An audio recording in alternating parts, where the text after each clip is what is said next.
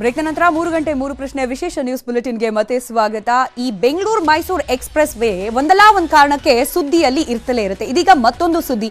ಏನದು ಸುದ್ದಿ? ಅದರ ಸುತ್ತ ಇರುವ 3 ಪ್ರಶ್ನೆ ಏನು ಗಮನಿಸ್ತಾ ಹೋಗೋಣ. ಏನು ಅನ್ನೋ ಮೊದಲ ಪ್ರಶ್ನೆಗೆ ಉತ್ತರ, ಈ ಎಕ್ಸ್‌ಪ್ರೆಸ್ ವೇನಲ್ಲಿ ಇನ್ಮುಂದೆ ಸ್ಪೀಡ್ ಆಗಿ ಹೋಗಿದ್ರೆ ದಂಡ ಬೀಳೋದು ಗ್ಯಾರಂಟಿ. ಹೇಗೆ ಬೀಳುತ್ತೆ ದಂಡ ಅನ್ನೋದಕ್ಕೆ ಉತ್ತರ, ಈ ಫಾಸ್ಟ್ ಟ್ಯಾಗ್ ಮೂಲಕವೇ ದಂಡದ ಅಮೌಂಟ್ ಅನ್ನ ಕೂಡ ಕಟ್ ಮಾಡ್ಕೊಳ್ಳಿಕ್ಕೆ ವ್ಯವಸ್ಥೆಯನ್ನ ಮಾಡಿಕೊಳ್ಳಲಾಗಿದೆ. ಯಾಕೆ ಈ ಕ್ರಮ ಅಂತಂದ್ರೆ, ವೇಗದ ಮಿತಿಯನ್ನ ಅಲ್ಲಿ ಅಳವಡಿಸಲಾಗಿದೆ. ಅಂದ್ರೆ ಈ ಲಿಮಿಟ್ ನಲ್ಲೇನೆ ಹೋಗಬೇಕು ಅನ್ನೋದನ್ನ ನಿರ್ಧರಿಸಲಾಗಿದೆ. ಇನ್ ಕೇಸ್ ಈ ನಿಯಮವನ್ನ ಮೀರಿದ್ರೆ ದಂಡ ಬೀಳೋದು ಗ್ಯಾರಂಟಿ. ಹಾಗಾದ್ರೆ ಯಾವ ರೀತಿ ಆಗತ್ತೆ ಈ ದಂಡ ವಸೂಲಿ ಪ್ರಕ್ರಿಯೆ ಗಮನಿಸ್ತಾ ಹೋಗೋಣ. ಫಾಸ್ಟ್ ಟ್ಯಾಗ್ ನ ಮೂಲಕವೇ ದಂಡವನ್ನ ಕೂಡ, ಆ ದಂಡದ ಅಮೌಂಟ್ ಅನ್ನ ಕೂಡ ಕಟ್ ಮಾಡ್ಕೊಳ್ಳಿಕ್ಕೆ ಸರ್ಕಾರ ವ್ಯವಸ್ಥೆಯನ್ನ ಮಾಡಿದೆ. ರಾಷ್ಟ್ರೀಯ ಹೆದ್ದಾರಿ ಪ್ರಾಧಿಕಾರದಿಂದ ಸಿಸಿಟಿವಿ ಕ್ಯಾಮೆರಾಗಳನ್ನ ಅಳವಡಿಕೆ ಮಾಡಲಾಗಿದೆ.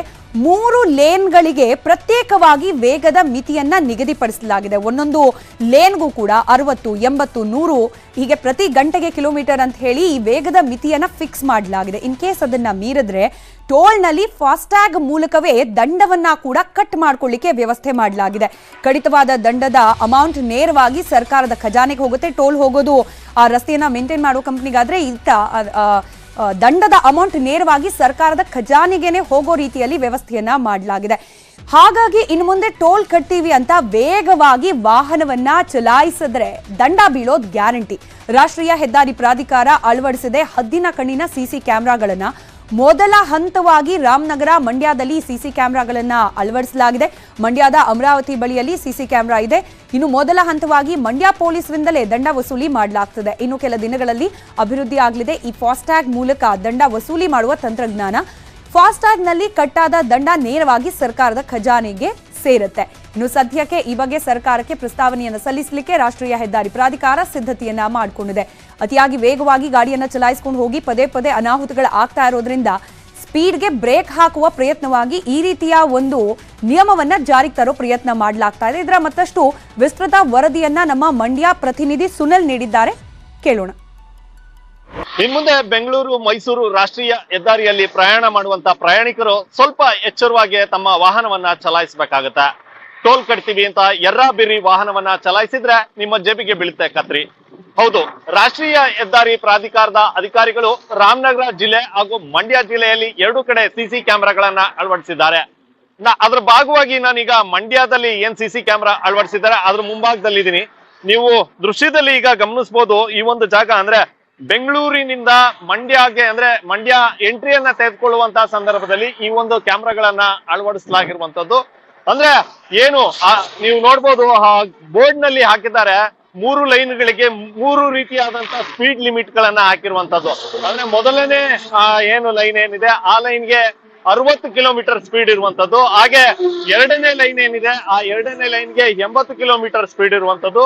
ಅದೇ ರೀತಿ ಡಿವೈಡರ್ ಪಕ್ಕದಲ್ಲಿರುವಂತಹ ಲೈನ್ ಏನಿದೆ ಈ ಲೈನ್ಗೆ 100 ಕಿಲೋಮೀಟರ್ ಸ್ಪೀಡ್ ಇರುವಂತದ್ದು.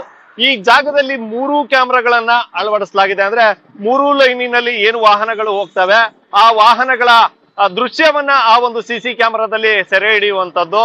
ಸೊ ಇದ್ರ ಜೊತೆಗೆ ಬರೀ ಅಂದ್ರೆ ಸಿಸಿ ಕ್ಯಾಮೆರಾದಲ್ಲಿ ಆ ವಾಹನಗಳ ದೃಶ್ಯವನ್ನ ಸೆರೆ ಹಿಡಿಯುವಂತದ್ದಲ್ಲ, ಅದರ ಜೊತೆಗೆ ಏನ್ ವಾಹನಗಳು ಹೋಗ್ತವೆ ಅದರ ಸ್ಪೀಡ್ ಅನ್ನ ಕೂಡ ಆ ಒಂದು ಸಿಸಿ ಕ್ಯಾಮೆರಾ ಕ್ಯಾಪ್ಚರ್ ಅನ್ನ ಮಾಡುವಂತದ್ದು. ಅಂದ್ರೆ ಇಲ್ಲಿ ವಾಹನಗಳು ಏನ್ ಹೋಗ್ತವೆ ಅದನ್ನ ಗಣಗೂರು ಟೋಲ್ ನಲ್ಲೇ ಕೂತ್ಕೊಂಡು ರಾಷ್ಟ್ರೀಯ ಹೆದ್ದಾರಿ ಪ್ರಾಧಿಕಾರದ ಅಧಿಕಾರಿಗಳು ಗಮನಿಸ್ತಾ ಇರ್ತಾರೆ. ಯಾರು ಸ್ಪೀಡ್ ಲಿಮಿಟ್ ಅನ್ನ ಮೀರಿ ಹೋಗ್ತಾರೆ ಅಂತ ವಾಹನಗಳ ಫೋಟೋಗಳನ್ನ ತೆಗೆದು ಮಂಡ್ಯ ಪೊಲೀಸರಿಗೆ ರವಾನೆ ಮಾಡುವಂತ ಕೆಲಸವನ್ನ ಕೂಡ ಮಾಡ್ಲಾಗತ್ತೆ. ಅಂದ್ರೆ ಮಂಡ್ಯ ಪೊಲೀಸರು ಏನು ವಾಹನಗಳು ಹೋಗ್ತವೆ ಸ್ಪೀಡ್ ಲಿಮಿಟ್ ಅನ್ನ ಮೀರಿ ಏನು ವಾಹನಗಳು ಹೋಗ್ತವೆ ಅಂತ ವಾಹನಗಳಿಗೆ ದಂಡವನ್ನ ವಿಧಿಸುವಂತ ಕೆಲಸವನ್ನ ಕೂಡ ಮಾಡುವಂತದ್ದು. ಇದು ಇಷ್ಟ ಆದ್ರೆ ಇನ್ನು ಇದಕ್ಕೂ ಮೀರಿ ರಾಷ್ಟ್ರೀಯ ಹೆದ್ದಾರಿ ಪ್ರಾಧಿಕಾರದವರು ಒಂದು ಯೋಜನೆಯನ್ನ ಸಿದ್ಧಪಡಿಸ್ತಾ ಇದ್ದಾರೆ. ಅಂದ್ರೆ ಇಲ್ಲಿ ಏನು ಸ್ಪೀಡ್ ಅನ್ನ ಮೀರಿ ಹೋಗ್ತವೆ ಅಂತ ವಾಹನಗಳ ಫಾಸ್ಟ್ ಟ್ಯಾಗ್ ಏನಿದೆ ಅಂದ್ರೆ ಆ ಫಾಸ್ಟ್ ಟ್ಯಾಗ್ ಮೂಲಕವೇ ದಂಡವನ್ನ ತೆಗೆದುಕೊಳ್ಳುವಂತ ಕೆಲಸವನ್ನ ಮಾಡುವಂತ ಟೆಕ್ನಾಲಜಿಯನ್ನ ಇಂಪ್ರೂವ್ ಮಾಡ್ತಾ ಇರುವಂತದ್ದು. ಇದ್ರ ಜೊತೆಗೆ